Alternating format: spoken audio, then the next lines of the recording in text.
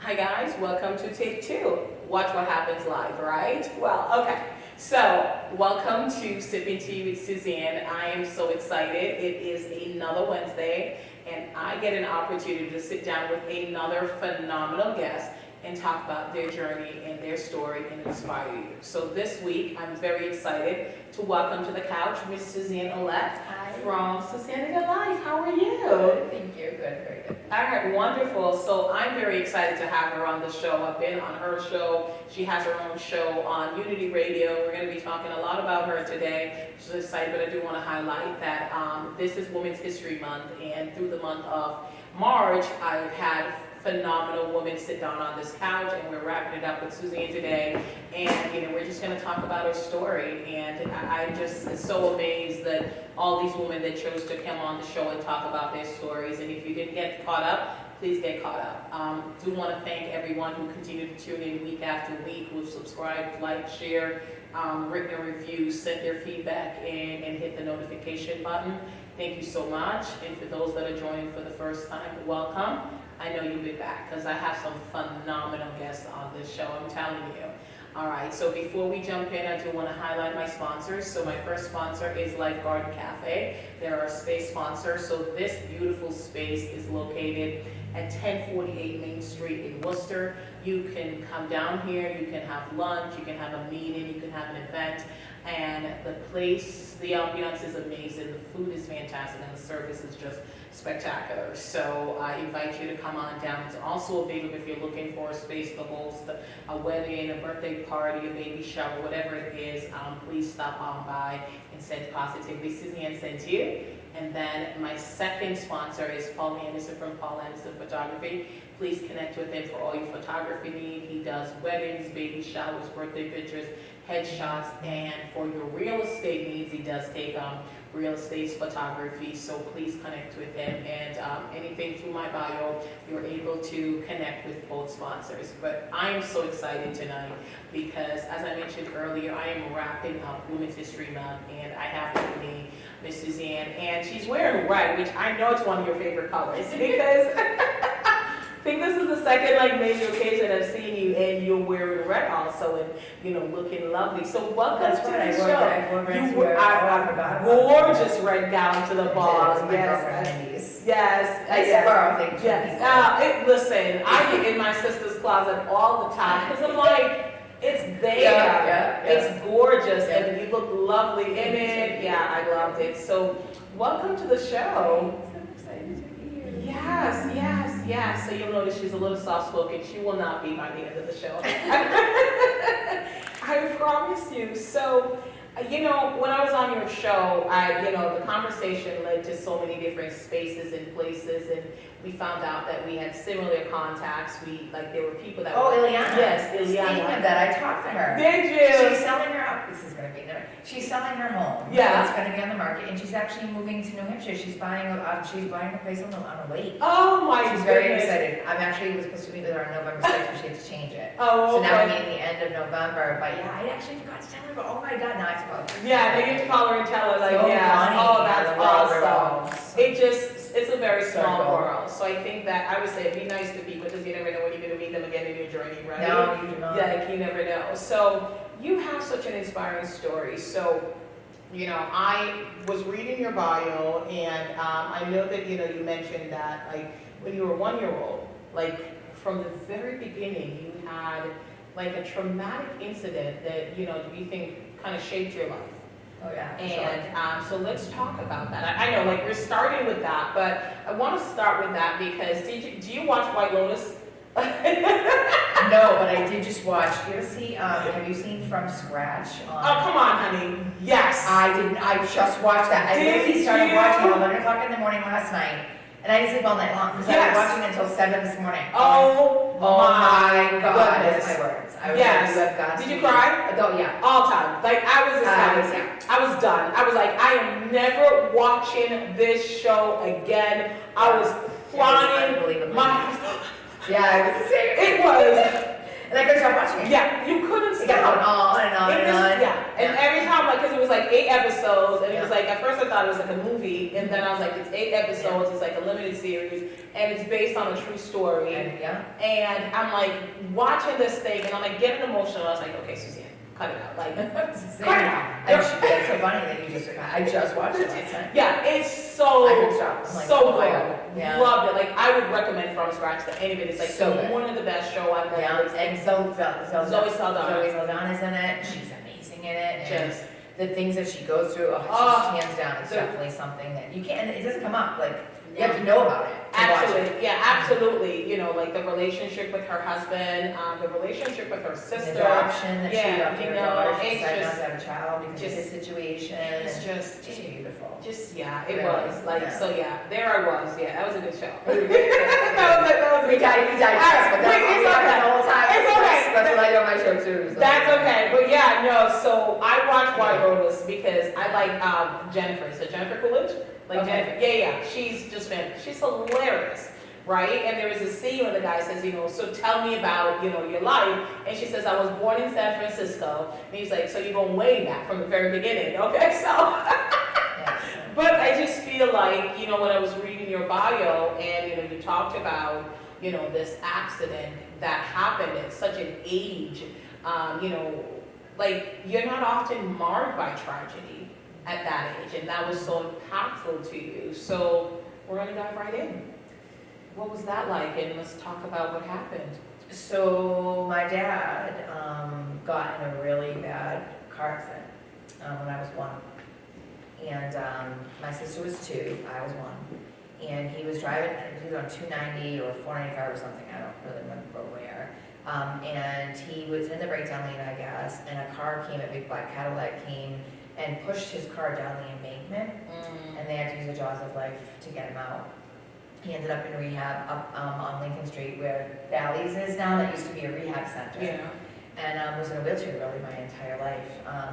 He had his hands shook, he had severe tremors, he was completely disfigured. He had aphasia really bad, so he couldn't even speak. He spoke very, like he had no voice. And it was hard, it was very, very hard. I was 1. Yeah. And I didn't know my dad, you know, any other way. And I remember different things when I was a child because I was always the one that was trying to make people smile or happy, even at my own expense. And I think that a lot of people do that, you know. But I wanted my dad to just feel something in life. And it was my mom, you know, she took care of him the whole entire time. You know, he never went into a home or anything like that. So that's what I grew up with, which is why I became an occupation therapy assistant after he passed away, because I wanted to give back to people like him for the rest of my life is what I thought, you know. He had a really difficult time being here, which I can't imagine ever like that. It must have been very difficult to be 25 years old in a wheelchair and being paralyzed from the waist down. Like, and then having 2 little daughters and a wife, you know. And I understand that, and I blamed him for everything in my life, everything, because he was in a wheelchair. And I went to this thing, I don't know if you ever heard of it, it's called Landmark Education in Boston. So Landmark, it might not even be around anymore, this was in 2009, that I went to this thing called Landmark Education, and you sit down and you create possibilities for yourself. And I was reading The Secret at the time. It was when I found Wayne Dwyer and Louise Hay and Rhonda Byrne and like all, you know, 5 Love Languages, like all these books, John Gray, and I started like really finding myself, and I went to this course. And it was a weekend long. And the guy from England, his name was Will, he was so funny. Oh my God, I laughed so much, it was so funny. He said, I want you to create a possibility for yourself. And I'm like, okay, so that's how you want to forgive somebody by doing that. And I'm like, so I wrote down, I forgive my father for giving me the life that he gave me, blah, blah, blah, blah, blah. And he says, does anyone want to come up in front and read their paper? And I was like, I will, 200 people. So I go up front, and I start reading how I decided to forgive my father because of the life that he gave me, and I went through this, and this, and that was an accident, and, you know, he was in a wheelchair his whole life, and since he was 25 years old, is that. And he looks at me, the guy, in the thing, and he says, so you forgive your father for the life that he gave you?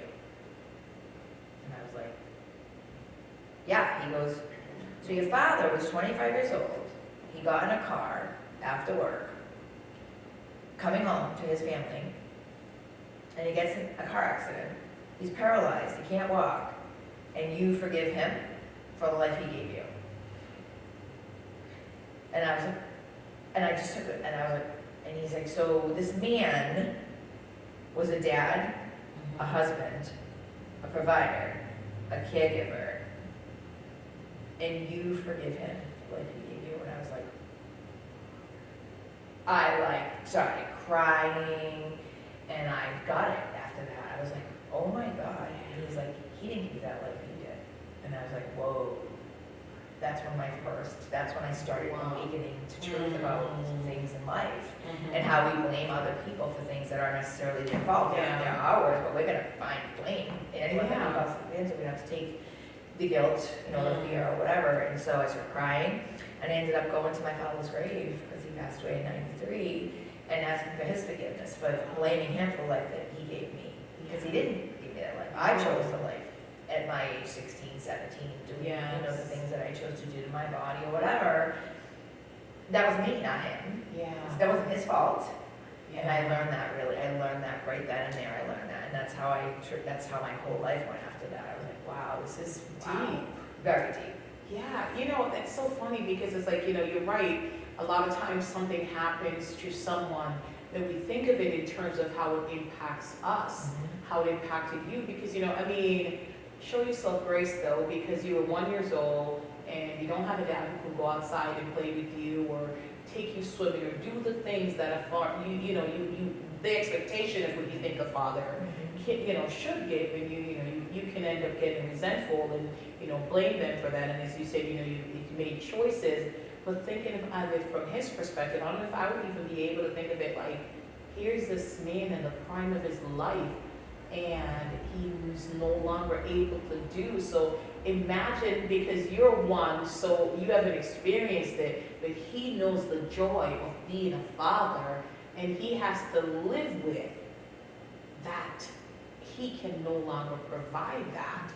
And imagine how it felt, but we often think of how it impacts us and how it impacts the other. You were a child, so, but for you to come to that realization in front of 200 people, and really starting to do the work to really, and go and says, Dad, can you forgive me? Because it's not your fault. It's like the guy in the Cadillac, and having to know what's happened with that, so, okay, so that's how you started the journey to discovering who you are and self-accountability. And it's like, it's scary, isn't it? Like holding yourself accountable, because we want to believe we're right. We want to believe we're evolved and self-aware. But even now, you catch yourself doing like, oh, wait a minute. It's a privilege to do this. Exactly. Or to be that way. And for being ungrateful. Yeah, exactly. So it's like, living in New England, I try not to complain about the weather too much. Because I'm like, people are going through tornadoes and typhoons and tidal waves and all these tsunamis and all these things. And I'm not going to lie, I'm not happy in the morning when I have to drive in the snow. But then I have to pull myself back and says, okay, Suzanne, I get it. Yeah, exactly. It's not fun, but folks are living near volcano eruption. Folks are living down in those places, is that North Carolina, places like that. See tornadoes with houses and cars and things. So there's times we have to recall ourselves and says, okay, let's dial it back. So I'm glad that she came to that. It must have been very painful.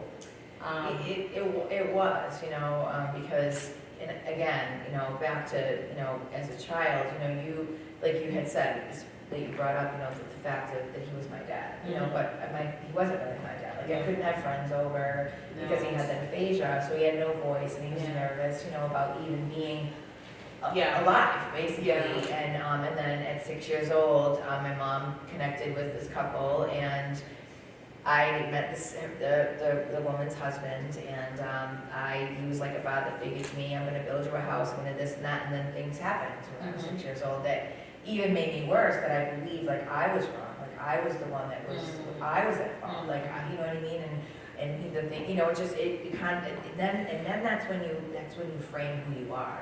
Whatever happens to you as a child, it frames who you are. It does. And then you have to figure out time and time and time again how to either rise above it or forget about it, and sometimes you can't sometimes. It's hard and I think that's why I was so mad at him, because he didn't protect me. And that's what a father is supposed to do, and he couldn't protect me, even from that.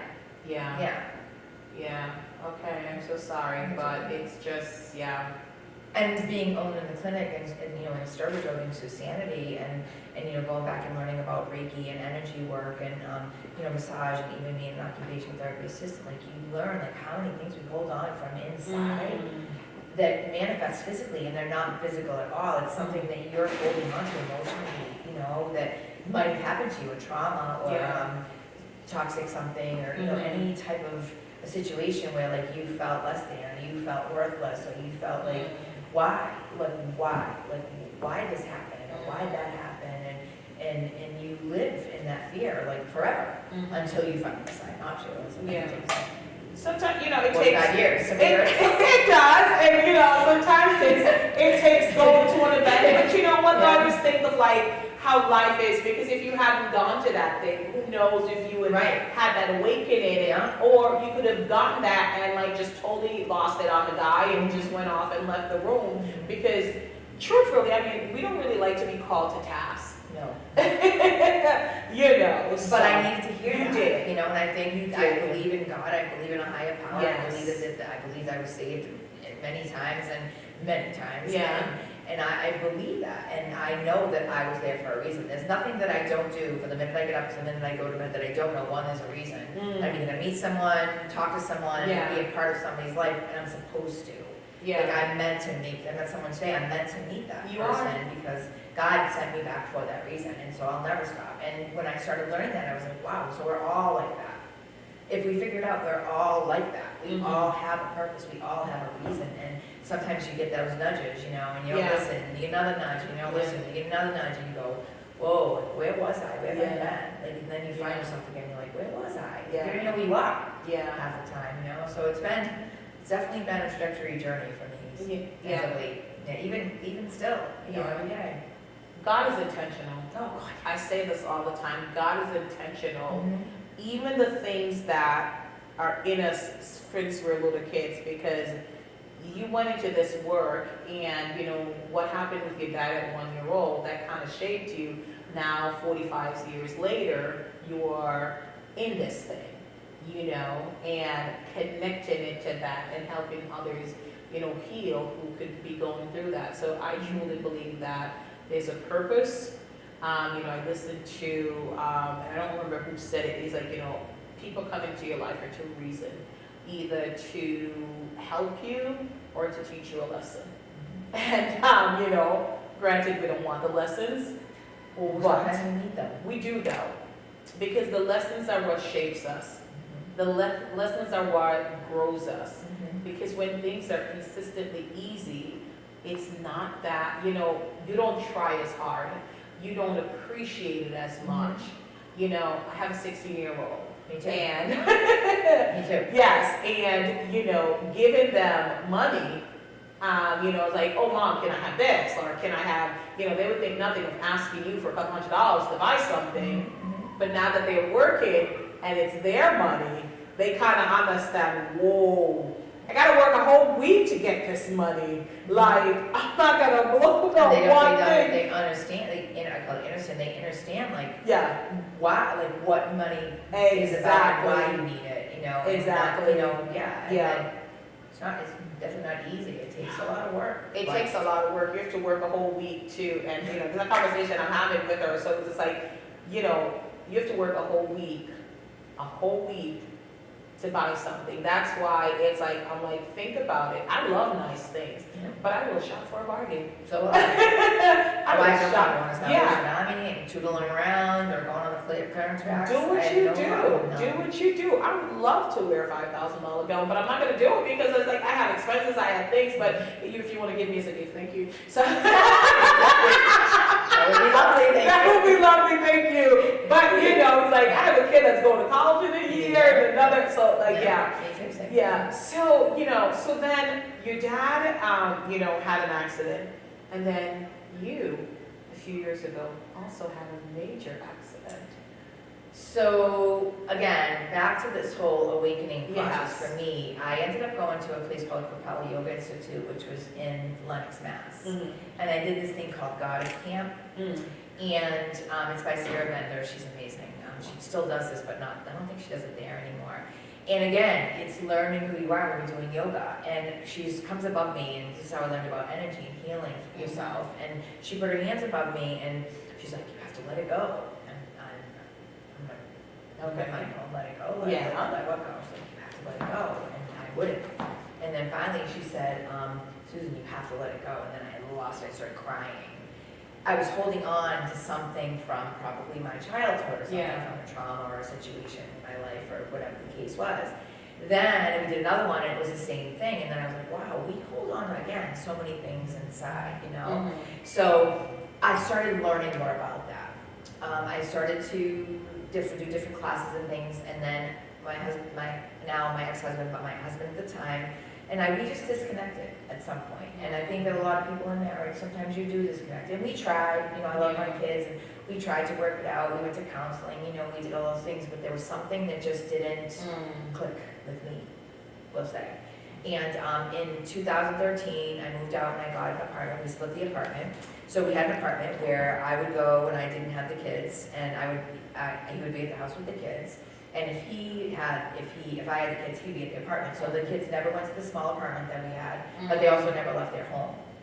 Wow. I called it bird nesting. That's Which was, yeah. So that was for a year. And then in 2014, he called me up and said, hey, I need you to take me to have a scope. And I was like, okay, I took him, and turned out he had stage 3 esophageal stomach cancer. So I moved home, took him to Boston, and I moved home and made sure he healed from that. Went through all of his appointments with them and everything, and loved him unconditionally, because that's what it's about, loving someone unconditionally no matter what, even if it means giving up a part of yourself to do it for the person that you love. So I did. That was in 2014. He healed. And then in 2015, I was talking to a few people. It was separated. The house had sold. Everything was great. I read this book called The Shack. It was like I love that book. oh my goodness. And then the movie was Love like, my book. oh my Love goodness. that book. So that's another way that woke me Yeah. onto things. I was slowly getting woken up to who I am through other means, So then in 2015, a very close friend of mine ended up on his way to see me, got in a motorcycle accident. A week later, someone very close to me was at a place on Route 20, which I won't say because he didn't like when I talk about it, and he got stabbed 21 times, someone very close to my heart. And then I got him into Fairlawn Rehab, and I got him a motorcycle on July 5th, 2015, after I found a place to live. It was like I finally found me. I finally was like, all right, I'm ready. Yeah. Like, what's for me now? Like, after I read The Shack, and I fell to the floor when I found this house, and it was like, thank you, Jesus. Thank you so much for giving this me. I started crying when I met the woman, and I was so happy. And I went and met someone that I had been, dating, and I got in the back of a motorcycle, and we're on our way to Connecticut to the back door tavern at 11 o'clock in the morning, and by 12:15, I was not on the bike anymore. Yeah. And 48 hours later, I woke up paralyzed in the hospital bed going, what did I do wrong, and why am I being punished all the time after everything that I've been through? Because that's what you feel. First and foremost, most times. What did I do? Like, why did I do I go to church, I do this, I do that, I give, I'm a therapist, like, I don't even think about myself, I think about everybody else, so why am I getting punished for something that I had no control over? Again, I had no control over it, but it was a definite wake-up call that I will never, ever, ever take for granted, ever, and I was saved. What God gave me, though, was something amazing. And so you read those books like Heaven is for Real, and the one about the doctor, the head doctor, the brain surgeon that had an out-of-body experience and stuff. And, you hear about that, but you don't really understand it. So the day of my accident, all I remember is, I remember being thrown off the bike or anything, which is what the tandem riders were telling me. But I remember being a 6-year-old girl and walking down this path, and it was beautiful. It was like a golden path. There were flowers everywhere, and water, and rivers, and it was just absolutely amazing. And as I was walking, I saw like, it was like visions of lights all around me.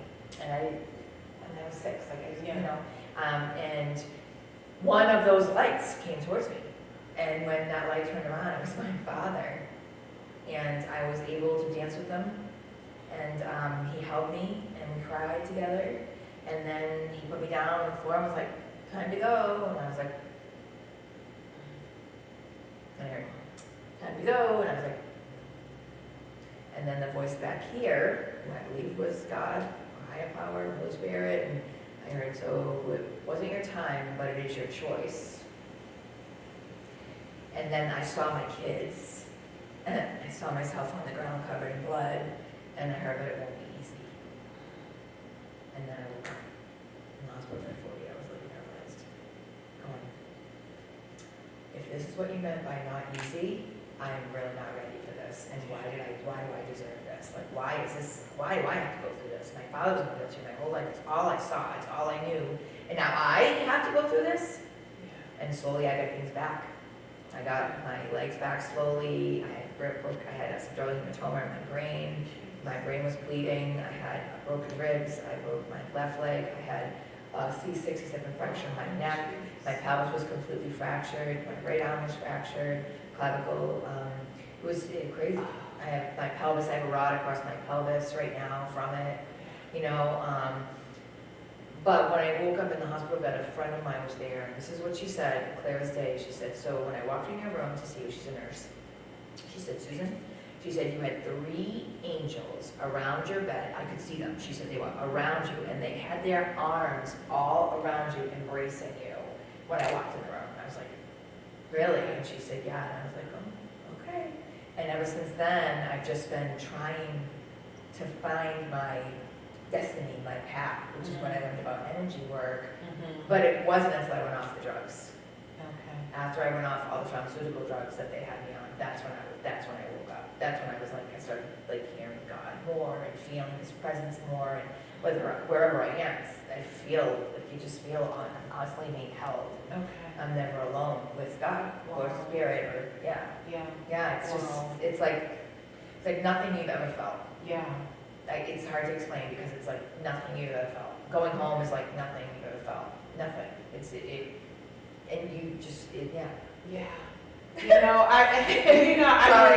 know I'm blown away. You know, I've read stories and I've watched movies and I've heard interviews, but I don't think I've ever actually sat down with someone face to face and they share that experience. And for me, being a woman of faith, I know that God can do all things, and that is your experience, and to come back from that, and to have faith, knowing who God is, and not coming. I mean, of course, when you woke up, you're like, why me? But not coming back bitter, or blaming, God, because a lot of times, sometimes when we have tragedy, we turn from God, we blame it, why me, we have those moments, but to, go through that experience and to come back even more committed to knowing your purpose, your destiny, and, and knowing who God is, and to share that story, because I will tell you, a lot of times when we share stories of faith, it's met with skepticism. Oh, absolutely. I'm sure you have experienced that, they're like, okay, things like that. So how do you continue to hold on to that if, how have people been with you? Have people been receptive to you sharing your story? And I know you wrote about it, we're going to talk about the book in a minute, but do you feel that you went through that so that you can in turn let others know that there is a God and that there is a heaven? Yes. Okay. 100%. 100%. Okay. Yeah, there's no two ways about it. No, and that was the hardest thing about me even writing my books and even talking, even not with you, but I mean in general, because people don't believe in God. They may believe in a higher power. Yeah. And I mean, God is God. God is you. God is me. God lives within us, all of us, every single one of us. He's called the God spot, and we bring in our heart, and every single one of us. And And that's why you get nudges all the time. And that's why when you're told something, don't do this, or don't do that, or don't go there, or don't, like, you need to listen, because it's your higher power, which is, in essence, God's higher power, that is working within you to help you, or somebody else in your life to heal in some way, shape, or form. And that's all I do now, everything I do, from my books, to my radio show, to my clinic, to when I just go and pick up a table that I just bought today for $100 from a guy that I found out lost his son in a motorcycle accident, 30 years old. And his daughter was so grateful to me, because I gave him hope. Yeah. Just by saying a few words about how amazing he was as a human being, because he was forgetting. He's 81 and he was forgetting. And she said, my dad was giving up, I think, and you just totally, like, what did you do? And I said, I loved. Everything I do is with love. There's nothing that I even do with love. That's the essence, that's the foundation of who God is. This is why I struggle so much when I see folks use the term, they're a Christian, or they're a child of God, but they don't lead with love. I had a conversation with someone the other day, and I said, I'm not going to talk politics with you because, people go crazy. But I said, I shudder at folks that are very selective in terms of who gets to live, or judgment, in terms of, I'm a Christian, so I believe this, and you're not a Christian, so you don't deserve to live. And so you're not going to be saved. Yeah. So you know what? We don't how know. Is God, how would that real? How would that ever be real? But we don't know if it's real. Like, and we don't know. Like, we genuinely don't know. We pray and we hope. But for me, it's like, I lead with love. God is love. He's the beginning, is the end. And I always say to folks, like, I would rather believe in God and lead with love and get to the end of my life and find out that there is no God. Because at least, and then what would I say? I'm mad that I led with love, then not believe in God and act a fool and get to, isn't it good? And get to the end of my life. Cheers, buddy. I know, my producer doesn't get fed. It's tea. It's tea with like brown sugar. I've never had tea with brown sugar. Yes, I only do brown sugar. I only do. It's so good. Well, I did give up sugar, but brown sugar for the family. It took them a while. Sorry, I digress again. It's okay, girl. It's all right. It's all right. It's all right. Like, that is you. I do that a lot. Like, it's okay. Believe me, I drive my husband crazy with it because I'll have 10 conversations at the same time. Well, I think that was why I was diagnosed with ADHD. Yeah. Back in 2003, after I had my second son. Yeah, well, and they okay. got me on those, medications and stuff, because I have a hard time with that focus and It's all right. We're doing it. We're doing it. We're doing it. I'm much better than I was. No. And I don't take anything anymore. I do everything I do in my body. Yeah. Natural. Yeah. Always. That's Now. cool. Yeah.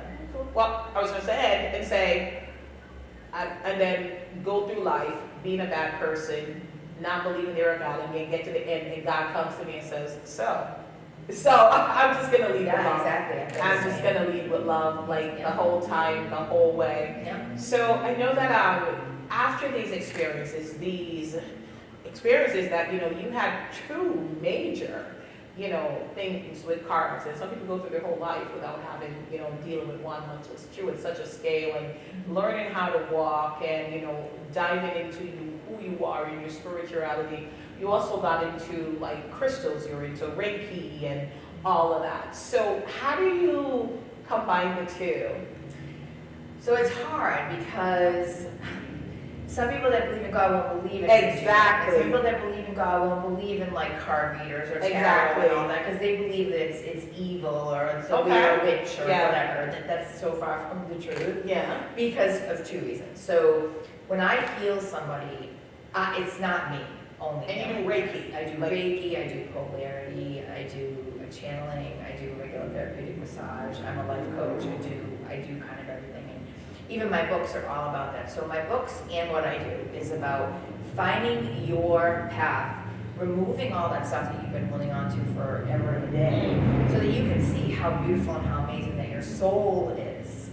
Yeah. Your soul. Yeah. Because when you die, your That's all body that's physically dies, yes, but your soul It's all that's left. is all that's left. And guess what? It doesn't really go anywhere. I mean, that's why you see birds, or you see flowers, or you see dragonflies, or you see butterflies, or you see a deer that I just saw driving here. Okay. One deer, the most beautiful deer I've ever seen in my life. Oh. And I'm driving up my street, and all of a sudden this deer is like on the side here, and I didn't even know it, and then I looked and I was like, oh, and then it ran right in front of me.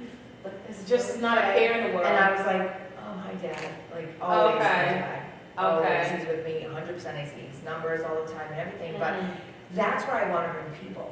I want them to be like, okay, so yeah, I went through this in my life, but do I have to live in it? No. No. And Reiki does that. So Reiki is a type of energy work that gets into your chakras. And I don't know if you're aware of this, but your chakras are all connected to your organs in one way or another. Your crown chakra, your throat chakra, your heart chakra, all of them are connected to different organs of your body. So if you know that and you can heal that chakra, then can't you necessarily heal your body? Yes, you can. By meditating, by grounding yourself, by taking your shoes off and walking on the grass, because that's Mother Earth, that's Gaia, that's Mother Mary, that's Jesus, that's everything all in one. When you hug a tree, people are like, why do you hug trees? That's Earth, that's life. Yeah. A tree is life. Okay. If you look at your spine, Mhm. your spine goes up like this, right? Mhm. And then it goes into your head, Mhm. and then the roots. Yeah. It's a tree. So we're all a tree. Okay. We're all, in essence, a part of the tree, and we're all energy, and we're all healers. If people really need to know, like everybody can heal, but you have to heal yourself first. You have to love yourself first before you can ever do that. There's no way possible, and I would take this to my grave, honestly. There's no way possible to love anyone until you truly love yourself. It's impossible. Absolutely. It's not work. Because you don't know what love Because you're is. looking for yourself and everybody else. Exactly. And I share this and I say this often. Like I would say, folks, focus on self-love. Yeah. Not conceit, not narcissism, yes. You know, not narcissistic love. No. But self-love, Yeah. knowing that you are worthy and that you deserve to take up space. And when you love yourself, you're easier and more comfortable loving others because you're right, you're not searching for validation, Right. you're not searching for somebody to make it okay to be you. Mhm. You're happy and comfortable with who you are, so you can walk into a room and you can spread your light and you can, you know, share a word of love with someone without worrying about you. What am I losing? Because sometimes it's like, if I give too much, I'm losing. Yes, when we pour out, we are giving, but that's why you have self-love, because you're pouring back into you. Yeah. And I try to teach that, you know, through the coaching and, you know, like the motivational things that I do. Like, it begins with love. God is the very beginning, the essence, the author and the finisher of our thoughts. You start there, and then you love yourself. Mhm. Love God, love you, and then you love your neighbors. Mhm. But we don't get that concept sometimes. We don't get that concept sometimes because it's kind of like, and that's why folks spend their whole life searching for love. Because they're trying to get somebody to love them the way they should love themselves. 100%. And it's sad. It's tough. So that's where the energy work comes Yeah. in. So when I learned about Reiki, I think about I don't. I did yoga. I'm like, why am I crying on the floor? Like, this Yeah. is insane. Like, who does this? Go to the gym. You know, it's like when you go to church. When I go to church, I cry. There's Yeah. never a time where I do not go to any church, Yeah. what church, that I can Yeah. feel the presence of Jesus Christ. And Yes. I just start crying. And Yeah. tears of, gift of tears. You know, Yeah. you have Oh, tears, my you gift goodness. of tongue, you have different gifts, right? Yeah. So I'm giving to a black church. I not yet. Oh, honey. It's like, Oh wait, I think years ago I did in my listen, 20s. I think, like, it's just the presence, like, of the Lord is there. Not just necessarily, I'm not saying like necessarily in a black church, but it's just so boisterous. It's like from the I used to go. I organs. used to born and raised Catholic. Like, go. And I love, like, I think it's calm. But I'm not anymore. It's, okay, it's calm, right? Like, I've been to a Catholic church and it's calm. But what I like about, like, a Pentecostal church, or even about, like, from the beginning, like, the organ, it's like you lose yourself in the music, because music is spiritual. I don't even know that, because it's Oh yeah, the frequencies are you're amazing. letting Find those go. frequencies. And Oh, yeah. it's amazing. And they sing this song, like, the presence of the Lord is here. Yeah. You can feel it in the atmosphere. And I am telling you, like, you just feel transported. Yeah. Yeah. And it's like nothing. It's an experience. Like, you're crying, you're laughing, and, you know, that's why sometimes I think if you don't understand it, yeah, people go over, but I think, like, if you don't understand faith and who God is, like, sometimes when you see somebody having a moment with the Holy Ghost or having a moment with God, you're like, yeah, they're putting on a show or something like that, because it's intensely personal. Mhm. It's cleansing. It touches your soul, and you're like, Well, like when you said a little bit ago, when you said that people people wait to talk to God, or they wait to pray until something happens, you know, or then they blame God for what happens. And God might not, God didn't give someone cancer, obviously, we know that. Yeah. God doesn't put someone on a motorcycle, or God doesn't put them in a car and have them get in an accident, or God doesn't allow an older person to violate a child. Yeah. God doesn't say, oh, here, I want you to do this. Like, this is free will. It is. 100%. And so that's, again, what I teach in the clinic, because I'm like, look, and I can't trespass on anyone's soul, and they're not allowed to trespass on anyone else's soul either, so we have to ask for permission at different times, which is when, if you pray to God, He hears your prayers, but until you ask Him for that, if you ask Him for that gift, look, that's when He can come inside of you, and He can give you whatever you need. But we wait to pray, we wait to talk to God, we wait to be grateful, we wait to give that gift of joy and hope and peace, until we're hurt or broken, and then it's like, well, you know, and then you blame God. Yeah, because I mean, and you're broken. It's like you can't even, and even because sometimes even when you're broken and you're praying, even if He's answered, you don't hear because your hurt is so loud. Like your hurt is just blaring. So like it's like an alarm. You can't hear anything that's coming to you. Just healing and soothing and in love. So when I started with the Reiki, like you just asked, like I didn't really understand it. You know, and then when I was on the table and I started crying, I was like, okay, when they were working on my shoulder, they were doing little work on my shoulder, I was like, oh. And then when I went back to school for massage, so that was in 2016 that I got my Reiki Master Certificate. In 2019, after I went off the drugs that I was on, because I was on, you name it, I was on it. And I was still drinking and doing whatever. And I went to a school called Spa Tech in Westboro. It's a holistic therapeutic massage school. I learned about polarity, which is another idea of Reiki, but it's like earth, air, fire, water. It's all those elements of your body that you're now getting into that we all have part of, right, at different times. And so when I started school, at that time I started writing the books. I started school in 2019 in September, started writing my book in September. Then the pandemic, of course, happened in March. I was still in school, still writing the 5 books, and going to school at the same time, and I was on the table, and they would do a massage. Now, I never had one massage in my entire life. One. Yeah. And I'm on the table, and they're working on my rhomboids, which is like right here, right next to your scapula and your spine, and I lost it on the table. Like, I just started crying during a massage, and I was like, something's coming out now. Like, that's where the traumas were, and I was releasing that trauma. So when you give somebody a massage, if they're open and willing to allow spirit in, when they come and see me, that's what they'll get. And when they walk out the door, they go, wow, I haven't felt this way in so long, because I give that gift of joy, hope, and peace through God. I'm a vessel, 100% a vessel, and there's nothing that I don't do from the minute I go to bed to get up to the minute I go to bed that's not for His purpose. Nothing. There's nothing that I do. Wow, I love that. Nothing. We are vessels. We are vessels. We're beautiful, amazing, like what you're doing, and you know, this is a gift. You know, when you're giving this gift, your heart and your soul, and you're bringing people on here, and you're giving them a gift by bringing them onto this beautiful couch. Like, you're so gifted, and you understand that. You understand what God is using you for. And we're able to give that to people that are not watching, because now we've shown them, look, okay, so did we make mistakes? Yeah. We do stupid things in our life? Absolutely. All the time. But you know what? We're not on that anymore. We found our path. We know. Let's find yours. Yes. Let's give you that gift. Absolutely. It's inside of you. Where is it? Yes. Find it. God is intentional, and I do believe that He places gifts in all of us. And you know, it just like He won't give you my gift, He won't give me your gift. You're all unique, and everybody has a purpose. Like, everybody has a purpose. We just gotta figure that out. Yeah. We just gotta figure that out. I love that. So let's talk about the book, because you wrote 5 books. Like, I wrote 1. I have a few started that I haven't, wrapped up and released it. So let's talk about the book, because I can't believe it. We've been here for chatting. Like, it's, time flies by. So tell me about the book. So, when my dad passed away in 1993, I was broken. I was a mess. He had a heart attack right in front of me on the kitchen floor. I watched him die. I watched him take his last breath, and I was like, what? And this was before my accident, this was in 93. So, and before I decided to go back for occupational therapy, and I went back in 95, I graduated in 97 from Becker, which is no longer with us. It's gone. It's gone. But, he had that situation, and I started journaling. And I would journal to my father. Hi, Dad. I would write a whole conversation to him, and then I started journaling to God. Dear God, whatever I was going through.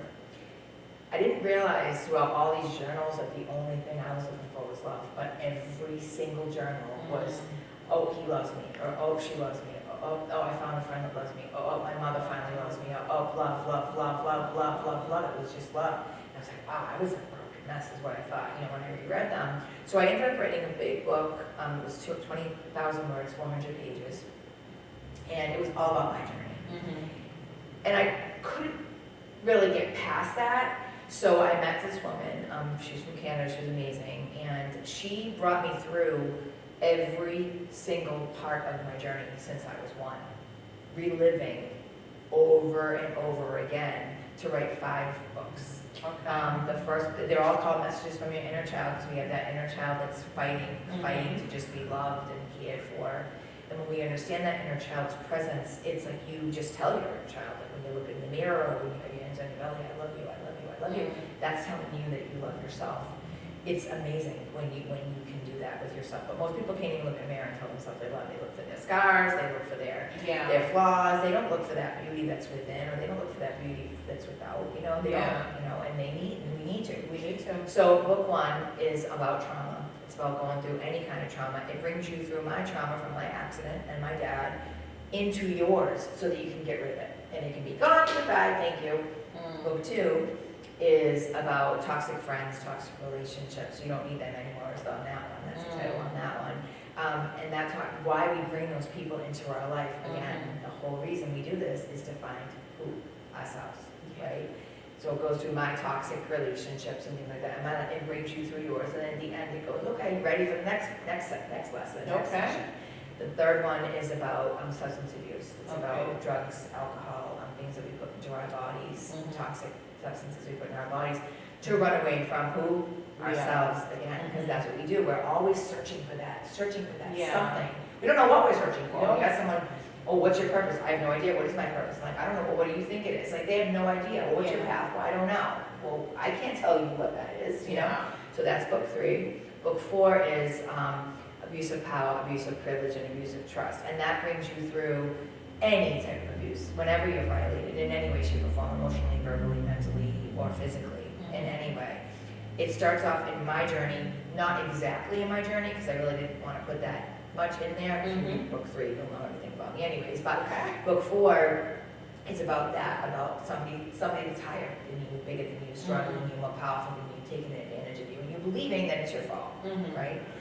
And then book 5 is about giving away your power over and over and over and over, and not understanding why, and then finally being like, yeah, no, I'm not doing that anymore, and finally taking your power back within. It's a journey of life that I went through that brings you through your journey, and it's hard. And when I wrote them, I didn't write them for monetary value. I wrote them because I had to let go of that stuff. And I just got off my drugs, and I just started school, and then the pandemic happened, and I was like, all right, what next? Like, I know, I live in Cali, and I'm going, what? Like, okay, what's that? Just keep going. And the woman that helped me, my mentor and the editor for the book, she said, people that love you are not going to buy those books. And a lot of them didn't. But you can't worry about that, because someone's going to find that book when they're ready. The other thing she didn't let me do, which I really am not sure about, I still struggle with this, was put God or anything spiritual in those books. Because again, she said, people are not on the same path as you. They may not believe in God, even though you do. So they might not read your books because of it. My books really, they've sold, they're decent, they're on Amazon, they're all published. But I know there's another book inside of me, and that has to be God, and it has to be spiritual, and that's coming next, which is soon, hopefully. I'm trying to get out of my headspace with everything. But that's the path, and I'll never stop. I'll never stop, even if I have to open up my clinic on my front porch. Like I will never stop, because that's a gift that I can give to other people. And even if I touch you and give you 1 minute of quality of life that you may not have had, or somebody else, I've done my job. And that's how I felt about my dad too, being in the wheelchair, which is why I took up occupational therapy. Because in my mind, I can help one person with a quality of life that they might not have been because they had a stroke or an accident or an injury of some sort, then I've done something, and I should be proud of that, and I should be grateful that I even give it. So now that I've been given a second opportunity, in the beginning that was hard. Because again, like lying right here, and I found people that were so broken that I definitely could not fix. And that's what she made me realize. The one thing she said to me when I was writing my books was, I need to ask you a question. She said, this person you're fixing, this person that you're fixing, this person that's broken, this, that, this.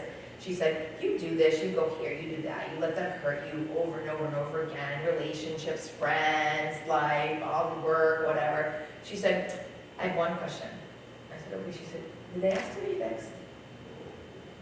And I was like, no. And she goes, then they don't want to be fixed. So stop fixing people and fix yourself.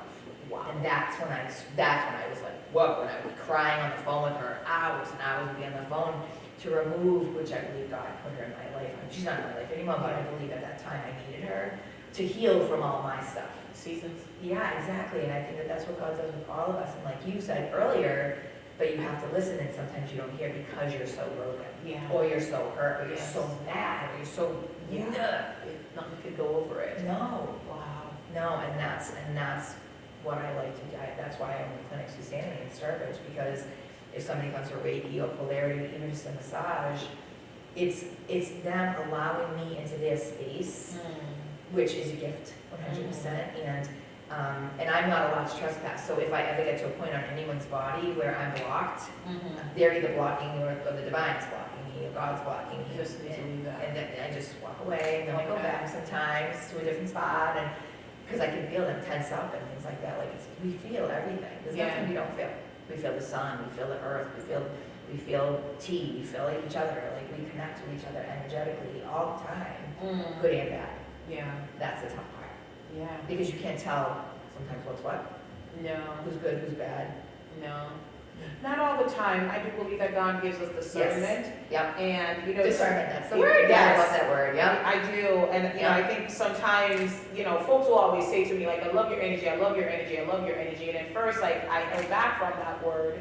And I was like, okay. But then I'm like, you know what? Energy is important. It is. Like, because someone could walk into a room and their energy is so negative, it almost wants to shift the atmosphere in the room. And you have to be like, and I always feel like it's like a war between good and bad, right? Yeah. Like you have to say, you need to take that foolishness out of here. I am not going to allow that bad energy to shift my mood, to change my mood. So I do believe that there are spiritual battles. Oh, me too. Because, as I think it's like, there are people that are just negative and like, they masquerade as something else. Exactly. And then you're just having a conversation and God Which is just, where narcissism comes in. Yes. Which you brought up earlier. Yes. And then you believe, they show you something false, they show you falsehood. And Yes. then you believe that. And then you think, and then all of a sudden you realize, and you start getting those signs, you do. those red flags, but you don't pay You do. attention to the red flags because you want to fix them because they're broken or something's Yeah. wrong. And you fix yourself or you healed yourself, so you want to do that with them. And you really can't. And love and light. I just give love and light, love and light, love and light, And move always. on. Move on. Positive light. Positive I light. let it go. Me too. Well, same thing. you said something so powerful, like what she taught you, like we're fixing people that didn't ask to be fixed. And I think that's a thing that healers, people who want to give, sometimes struggle with because we want to fix everybody. But we have to learn we cannot fix everybody because we're not equipped. That might not be your fight. You might not have been the one that's placed there to heal them, to fix them. They can be fixed because everybody has the capacity to be fixed, but it might not be your assignment. So when the student's ready, the teacher appears. Always. Okay. Was that from Mr. Miyagi? No, but that's what I believe. When the Okay. student's ready, the teacher That's true. appears. And that's exactly, so I'm a teacher too at the school that I go to. Yes. So now I get to go there and be with 19-year-olds, 20-year-olds, 21-year-olds, give them my experience, and then give them a little bit of energy healing so that they can proceed with the program, even though I've heard many times, like, I can't. Like, yes, you can. Yeah. Get out of your headspace. Let's do some meditation or some tapping or whatever. Yeah. Just so that you can see, yes, you can. Yes, you can. If you believe you can, you can, period. You know? Absolutely, but that is so true. Yeah. When the student is ready, the teacher appears. It's similar to, it's like you can't make somebody stop something. No. Like they have to choose on their own. And I think that's why, so as a coach and, when folks, I don't try to fix someone with an addiction because that's not my purpose. That's not my journey. I recommend them to someone else because I wasn't given this gift to, because I realized that that is a different battle. Like addiction, like alcohol or drugs, it's a different battle. And just because I'm a coach, I'm not going to be like, okay, let me guide them here. I can give them positivity, I can give them life, but they need something different.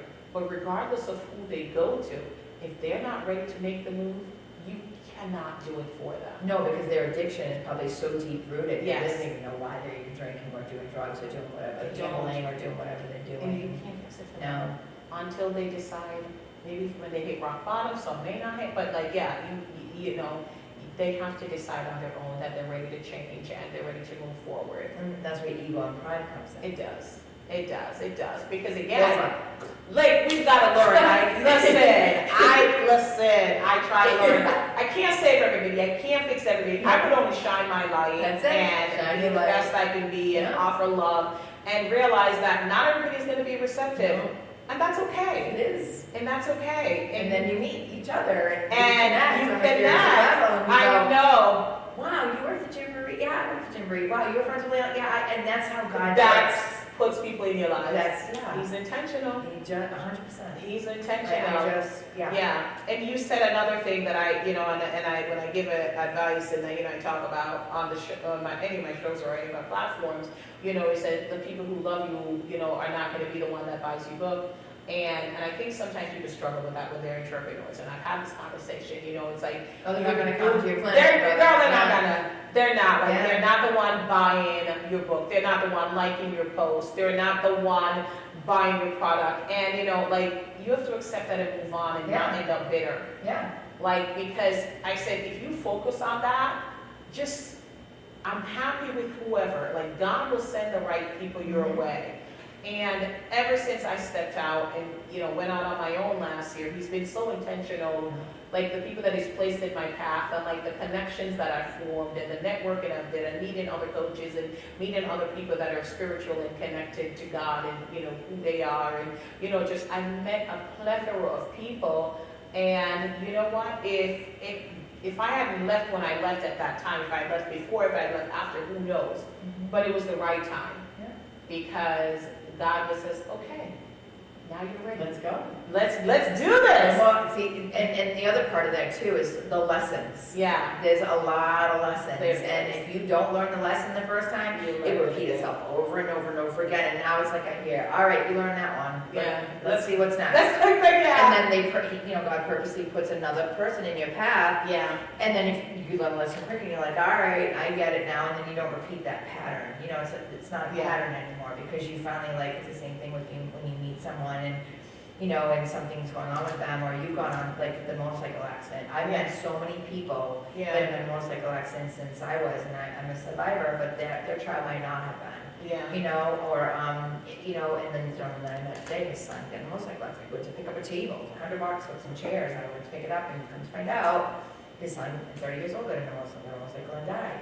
And so I was like, well, now I know why, my exact words, now I know why. Why you got that table. Now I know why I'm meeting you today. Yeah. And even though it was amazing, and it was such a great feeling, and that's just, Mm. I just wish and I pray and I hope someday that everybody can feel this feeling. Because it's just Intentional. Intentional. That's my word for 2023. Yeah. Oh my goodness. All right, so we're going to talk about the show. I can't believe time is running out, but like we've been chatting. And time flies when you're having fun, right? So I know you have the show on Unity Radio. Shout out to Unity, by the way, and the Susanity Life. So talk about that. And I know we've talked about it, you know, like periodically. So But Susanity yes. Life is a show about rising from the ashes. It's about entrepreneurial people or people that have gone through similar situations in their life, and they've decided that, no, I'm not going to stay stuck in the pit of abyss. I'm going to rise above it and find my path. Like Priscilla, who's got the sweet Bree, came on my show. Now she's got this amazing Oh, Bree Sweet Trees, Everywhere. you know. And then Rob Anderson, who's Truth Be Told clothing line. He was the first hip hop artist, producer in Worcester. He's been on my show many times. And today I had somebody on yesterday afternoon that was a photographer that's gone through things in his life, and Bonnie, my other friend that was on too. You know, I give back, and any entrepreneur, if they want to be put in on the show, they're more than welcome to. It's every Tuesday from 4 to 5. And we meet at 3:30, and I send a bunch of emails and stuff, and you answer them, and then, well, you know, you're on I the was show. on the show, yeah. we just have an hour conversation like we're having. It's the same thing. It's on the radio and then on Facebook Live. And then, I love it. And anyone is welcome to come and just tell their story. Because stories can be amazing, and you never know who's watching, hearing, or paying attention, whether it's on YouTube or Instagram or anything with the reels, whatever, that you're gonna help. Yeah. Even just a little tiny bit, you know, which is why I like the books, like these books. And Please show the books. Show the books. Here's my books. Yeah. They're all on Amazon. They're all published, and like I said, I'm going to be writing hopefully another one soon. Yeah. But even like things like that, like it's just giving. Yeah. Just giving and giving as much as I possibly can, and not feeling broken anymore. And I have these. I mean, I'm a work in progress. We're all a work in progress, and we're all human beings, and so you know, I'm always going to be searching or looking for something, but I don't know. I just embrace love. Yeah. That's the only word I can think of. If you start there. Yeah. Start there. Start at love, end at love. Yeah. It will work itself out. Yeah. I truly believe that. I preach love. I preach God's love, self-love. And the radio love shows of others. Yeah. So it's and I'm so grateful to Ernie Floyd, you know, the station manager, and Quasi, you know, he's the producer, and now that we have Unity Choir coming up, we have a show on April 8th. Shout out. We're right there. Yes. So the girl, I'm excited about that. I'm excited. And Ernie's trying to do a bunch of different things with like cable and a network and, you know, different things like that too. And again, unity for the community. We're unity. We're all unified. We're all together. It doesn't matter. Life is just life, and it doesn't matter who you are or what you look like or how you present yourself. It's giving yourself the ability to love unconditionally, no matter what. Period. That's it. Love is love. We start with love. I've known enough for the show. I love it. Well, I've been a guest on the show, and we didn't even talk about what we set out to talk about. But it was such a fun show. We just talked about, you know, and like you said, you know, the opportunity to give others the opportunity to share their story and inspire others. You don't know who is listening. Like when I share my reel, like the folks that likes the reel, like I have no idea who these people are. Like, and I don't know where they are. I have this guy that was from Australia that would comment on, you know, my post, and that's helped them. So I think that's the beauty of social media. You know, you have the opportunity to help people from all over the world and spread love and positivity and light. And then Royal Ball's coming up. Yes. That was how we connected. Yes.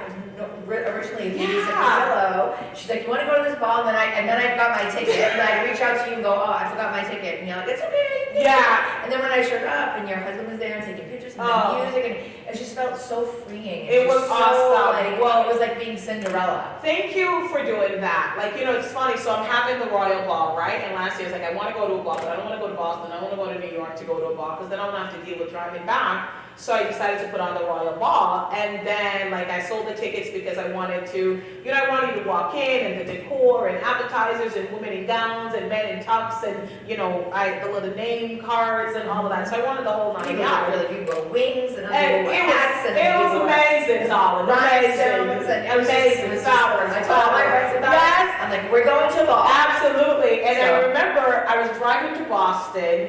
And like I got a Facebook message, an email, and one on my website from you. I never met you. Like, oh my God, I missed the deadline. I'm like, yeah, it's okay. I'll add you on. And then the food was good, and then the alcohol, we had, you know, you could have drinks if you wanted, you didn't have to. Nice. People were just themselves. It was so freeing, and I loved dancing, and I was doing these moves. Oh yeah, girl. How did you get those moves? I'm like, I have no idea where that's coming from. You were embracing life.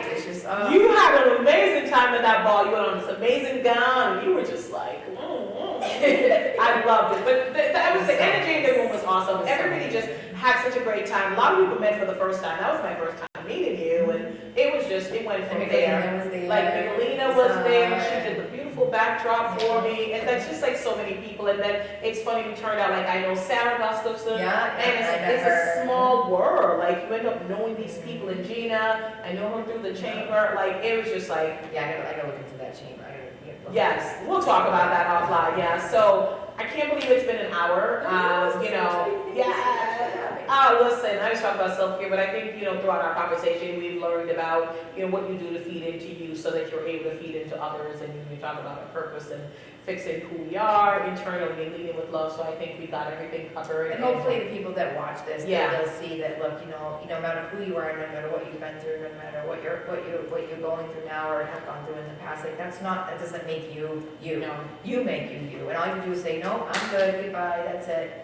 You can't change the past. All you can do is embrace the future. Absolutely, and we all deserve grace. That's it. So I love it. So, well, thank you so much. I hope you got out what you wanted to get out. I certainly think you did. I think this episode is going to bless so many. This is going to be inspired by your story, and I think God is glorified. We had church, girl. Yes, we can talk about it because let me tell you, just go in and just listen and just be taken away by the power of God. That's what I like. Fox Church is a new church that's in off the rails. Yes. I go there now on Sundays. Yes. At 9 in the morning, and then they're having a 9 and 11 for Easter.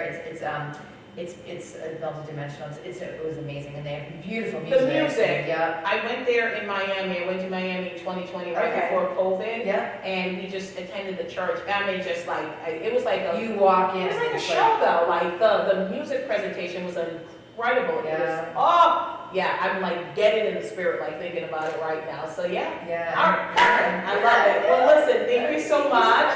And, guys, listen, I had an amazing time chatting with her, and she's welcome back on the show at any time.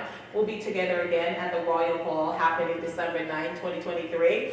Tickets will be on sale in June, so you guys will have an opportunity. You'll have like a 6 months lead to get your ticket because there's going to be a cutoff day because I just want to focus on the day. And if you guys can I say something, Yes. if you guys could follow me on Susanity Life, I have a lot of posts on there and reels and things like that about exactly what we're talking about and different things too. And I have a YouTube channel as well, and you can connect me on Facebook, Susan Ouelette, and I just give, and it's, it's just, I'm just so grateful. I'm so grateful for you. I'm so grateful. No, well, thank you. Listen, we've been saying that God is intentional, and He's going to continue to do what He does. And I think, you know what? If you start by showing love and you say that everything that you do from the moment you wake up till you go to sleep, you glorify God. Everything you do is about God, right? You know that song, I say a little prayer for you, forever, just say you're my heart and I will love you forever, okay. Oh my goodness, you should be an American Idol, right? But awesome. But thank you so much. And until next time, let's say bye-bye. All right, bye guys.